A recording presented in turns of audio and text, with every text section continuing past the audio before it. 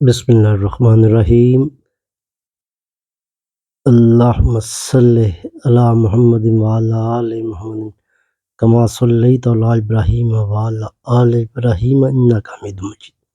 اللہم بارک علی محمد وعلی آل محمد کما بارکت علی ابراہیم وعلی آل ابراہیم انک حمید مجید۔ السلام علیکم دوستو، لاکھوں کروڑوں درود و سلام میرے آقا صلی اللہ علیہ وسلم پر۔ سیرت النبی کے سلسلہ میں ہم پہلے گفتگو کر چکے ہیں کہ نبی اکرم صلی اللہ علیہ وسلم بچپن میں اپنے چچا ابو طالب کی سرپرستی میں اپنی زندگی کا سفر کا آغاز کر چکے تھے۔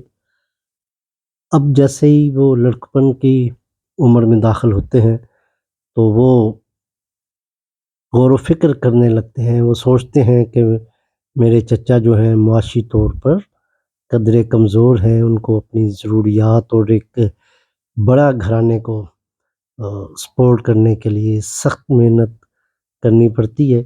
اس لیے نبی اکرم صلی اللہ علیہ وسلم نے اپنے چچا کا ہاتھ بٹانے کا فیصلہ کیا۔ ظاہر ہے بہت سارے کام سوچے ہوں گے، چچا کے ساتھ جانا بھی چاہتے ہوں گے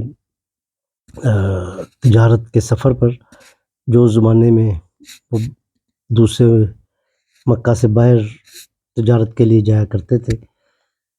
تاہم جو انہوں نے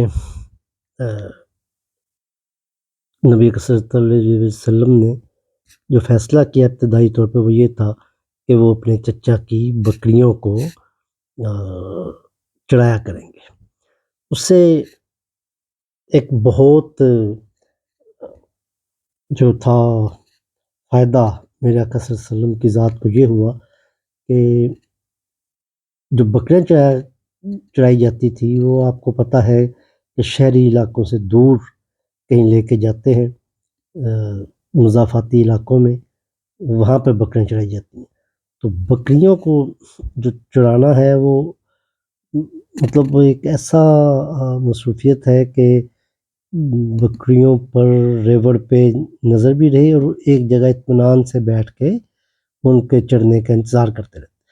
اس سے یہ ہوتا ہے کہ جو ریوڑ چڑھانے والے ہیں وہ بہت ساری چیزوں پر غور و فکر کر سکتے ہیں۔ اسی طرح میرے آقا صلی اللہ علیہ وسلم نے وہاں پہ مکہ کے رسم و رواج اور ان کے جو مذہبی توہمات تھے ان سب پہ غور و فکر کرنا شروع کیا۔ تو یہ جو پہلا کام تھا نبی صلی اللہ علیہ وسلم کی زندگی میں وہ غلہ بانی ہی تھا۔ اور آپ کو بھی پتہ ہوگا نبی صلی اللہ علیہ وسلم کی حدیث مبارکہ بھی ہے کہ یہ میں نے وہ کام ہے جو تمام پیغمبروں نے کیے ہیں، اور